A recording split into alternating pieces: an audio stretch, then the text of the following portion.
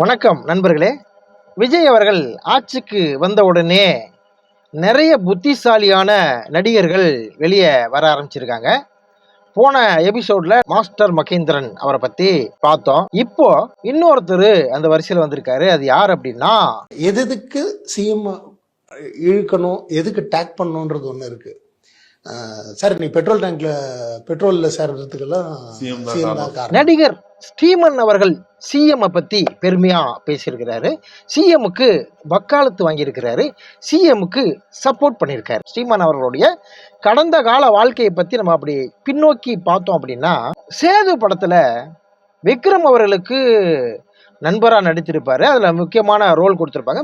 மிகப்பெரிய ரோல், மிக சிறப்பாக நடிச்சிருப்பார். அதில் எந்தவித மாற்று கருத்துமே இல்லை. சூப்பர் டூப்பர் ஹிட்டு சேது படம். நல்லா ஓடணுன்னா இவர் என்ன நினைச்சிருக்காரு, இனிமே நமக்கு வாய்ப்புகள் வீடு தேடி வரும், நம்ம வாயில் கதவை தட்டிக்கிட்டே இருக்கும், நம்ம வீட்டில் உட்காந்தா போதும் அப்படின்னு அண்ணன் வீட்டில் உட்காந்துருக்காரு. நாட்கள் கிடக்குது, மாசங்கள் கிடக்குது, யாருமே வரல. சிறடா அது இவ்வளோ பெரிய படம் வெற்றி அடைஞ்சிருக்கு, அதில் நம்ம நடிச்சிருக்கிறோம், நம்ம யாருமே வரலையே அப்படின்னு யோசிச்சு அவர் பார்த்தப்போ திரும்பி போய் கம்பெனிக்கெல்லாம் போய் வாய்ப்பு கேட்டாராம். அவ்வளோ பெரிய படத்தில் நடிச்சதுக்கு அப்புறமும், பிரபலியமானதுக்கு அப்புறமும் திரும்பி போய் கம்பெனியில் வாய்ப்பு கேட்டதுக்கு அப்புறம் தான் வாய்ப்பு கிடைக்குங்கிறதையே இவர் எப்போ தெரிஞ்சிருக்காரு, கொஞ்சம் காலங்கள் கடந்து தான் அவர் தெரிஞ்சிருக்கிறாரு.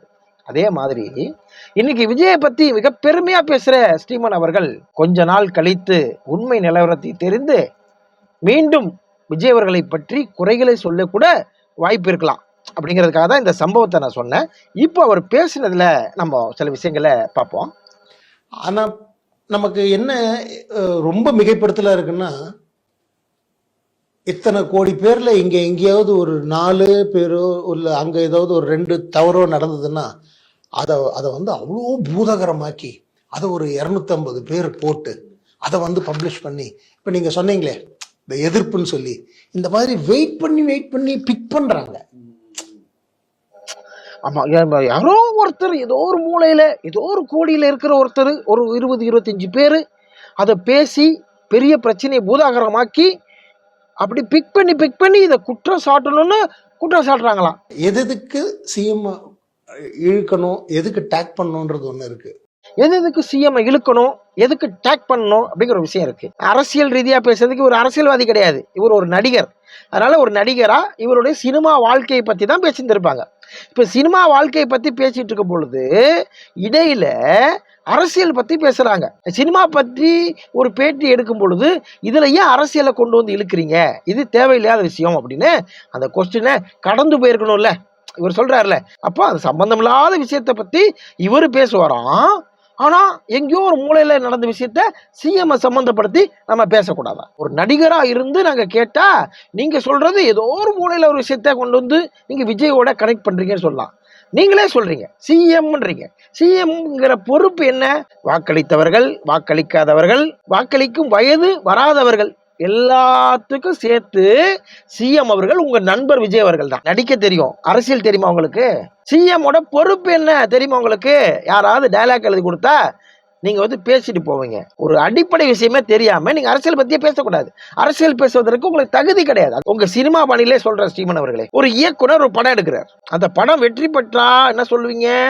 ஆஹா, விஜய் நடித்தாரு, அந்த படம் சூப்பர் டூப்பர் ஹிட் ஆயிருச்சு, அஜித் நடிச்சாரு, அது சூப்பர் டூப்பர் ஹிட் ஆயிருச்சுன்னு சொல்லுவீங்க. அதே படம் தோல்வி அடைந்தா என்ன சொல்வீங்க? அப்படியே தூக்கி பிளேட்டை தூக்கி இயக்குனர் மேல போடுவீங்க. இயக்குனர் தான் இந்த படத்தை சொதப்பிட்டாரு, இன்னும் கொஞ்சம் நல்லா பண்ணிருக்கலாம் இயக்குனர் அப்படின்னு இயக்குனர் மேல மொத்த பழியும் தூக்கி போடுவீங்க. ஏன் போடுறீங்க? ஏன்னா ஒரு படத்துக்கு தலைமை யாருன்னா இயக்குனர் தான். அவர் தான் அந்த கப்பலுக்கு கேப்டன் ஆஃப் ஷிப்பா இருப்பாரு. அதனால படம் தோல்வி அடைந்தால் அவர் தான் பொறுப்பு அப்படிங்கிறது நியாயமான விஷயம் கூட, இல்லைன்னு சொல்லல. அப்போ ஒரு படம் தோல்வி அடைந்தால் அந்த படத்திற்கு முழு பொறுப்பேற்க வேண்டியவர் இயக்குனர். அப்படின்னா சட்டம் ஒழுங்கு சம்பந்தப்பட்ட விஷயத்தில் அந்த நாடு தோல்வி அடைந்தால் அந்த சட்டம் ஒழுங்கு கையில் வைத்திருக்கும் முதல்வர் அவர்கள் தான் பொறுப்பாக முடியும். கேரளா பார்டருக்கு முன்னாடி இருக்கிற ஒரு தமிழ்நாட்டு வாக்காளனாக இருந்தாலும் சரி, அத்தனைக்கும் பொறுப்பேற்க வேண்டியவர் முதல்வர் விஜய் அவர்கள் தான் அப்படிங்கிறத ஸ்டீமன் அவர்கள் முதல்ல புரிஞ்சுக்கணும். தயவு செய்து எல்லாம் வரிஞ்சு கட்டிட்டு வராதிங்க. ஜெயிச்சோன்ன நியாயம் இல்லாத விஷயத்தை நியாயப்படுத்தி பேசுவதற்கு வராதீர்கள் அப்படிங்கிறதா எங்களுடைய வேண்டுகோளா இருக்கிறது. நன்றி.